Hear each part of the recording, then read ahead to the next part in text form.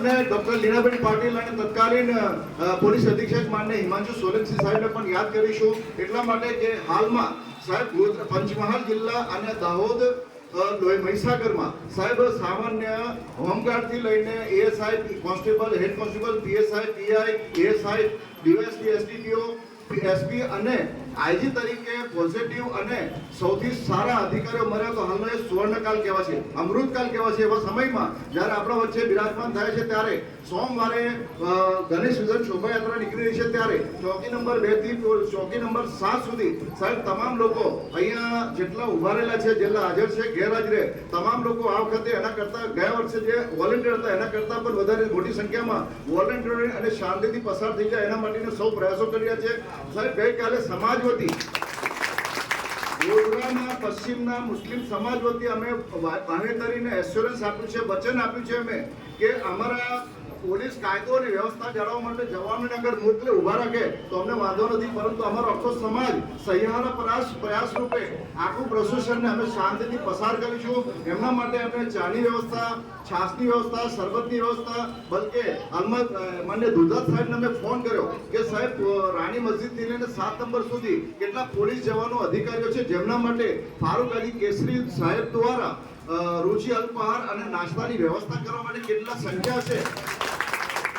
એના માટે મને ફોન કર્યો, પરંતુ અમને સાહેબ મીટિંગમાં છે એટલે ફોન ઉપાડી નથી શક્યા. તો અમને આપ સાહેબ તમામ પ્રકારની અમે સુવિધા આપવા માટે તત્પર છે અને અહીંયા ઉભેલા તમામ આગેવાનો સાહેબ, તમામ પ્રેક્ષકો અને આખો મુસ્લિમ સમાજ વતી સાહેબ જેટલા આગેવાનો છે તમામ લોકો જવાબદારીપૂર્વક આખી સમાજની જવાબદારી લઈ અને આ પ્રોસેશન શાંતિ, સલામતી, સેવા, સુરક્ષા બાબત સાથે આ વિસ્તારમાંથી પસાર થાય અને આ બાબતમાં કોઈને ચોકડીઓ પરથી અવર જવર કરવામાં કોઈ પ્રોબ્લેમ થયો અથવા તો મસ્જિદ આગળથી 3 નમાજો આવે છે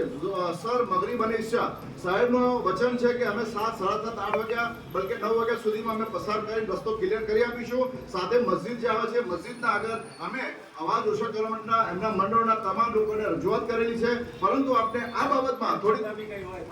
તેમ છતાં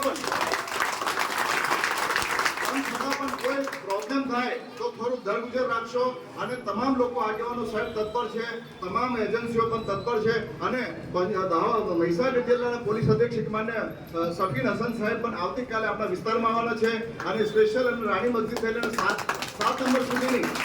સંપૂર્ણ જવાબદારી એમની છે અને આપણે સૌથી આપણે સરકારની અપેક્ષા રાખીએ છીએ અને આખા તમામ સમાજ વતી, સમાજના આગેવાનો વતી, તમામ યુવાનો વતી આપણે રેન્જ આઈજી સાહેબ અહીંયા બેઠા છે, તમામ એક જ સૂરમાં આપણે કહીશું કે અમે તમામ લોકો સાથ સહકાર આપી અને આ પ્રોસેસનને શાંતિ, સલામતીથી પસાર કરીશું એવું વચન આપે છે. ભાઈ બરાબર ને? ચોક્કસ ને? હવે આપણે મુસ્લિમ સમાજ વતી જ્યારે પોલન બજારની આ ભૂમિ પર સાહેબ નવા વરાયેલા ડોક્ટર મહેશકુમાર દુધાત સાહેબ આપની વચ્ચે આવ્યા છે, તો એમના માટે આપણે 5 સેકન્ડ માટે તમામ લોકો તાળીઓના ગરગડાટ તેમનું સ્વાગત કરીશું. ખૂબ ખૂબ આભાર સાહેબ. તમે માન્ય રેન્જ આઈજી સાહેબ, માન્ય પોલીસ અધિક્ષક સાહેબ, હા સાહેબ એક વાત ભૂલી ગયો કે માન્ય આઈજી સાહેબ જે 2005-6માં સાહેબ અહીંયા ડીવાયએસપી તરીકે 5, 6, 7, 8 તરીકે ડીવાયએસપી તરીકે હતા, ત્યારબાદ અમને એસપી તરીકે આવ્યા, ડીઆઈજી તરીકે આવ્યા અને એસપી તરીકે એમને પ્રમોશન મળી રહ્યા છે. સૌથી મોટો એમને આ પ્રોસેસન પસાર કરવાનો 11 વખતનો અનુભવ છે. એમની બાજુમાં બેઠેલા નાયબ વિભાગીય પોલીસ અધિક્ષક જેમને સીબીઆઈમાં ખૂબ સારી તપાસ કરી અને હાલમાં એમને પણ 11મો પ્રોસેસન પાસ કરે છે, તો એમનો જે અનુભવ અને એમનો પરિચય એ ખૂબ કામ લાગશે. તો સૌને આ તબક્કે સાહેબ